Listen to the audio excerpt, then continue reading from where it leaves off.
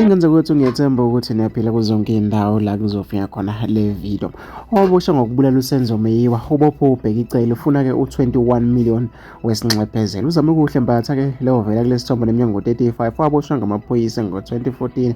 Masinyane ngemva kokubulawa kaMeyiwa kuthiwa-ke wakhonjwa ngababesendlini esidlalela emzini wentombi yakhe eFosturasi ekuruleni. Kuthiwa kumbatha uthi ngesikhathi eboshwa wayiswa-ke ejele elithile kwi-identity noma pirate lapho atshelwa ngamaphoyisa ukuthi ukhonjwe abesendlini bathi-ke nguye owabulala uSenzo Meyiwa. Wagqunywa-ke ejele 2 weeks kwathi-ke sekumele avele enkantolo amacala wonke-ke ahoxiswa ngumbuso.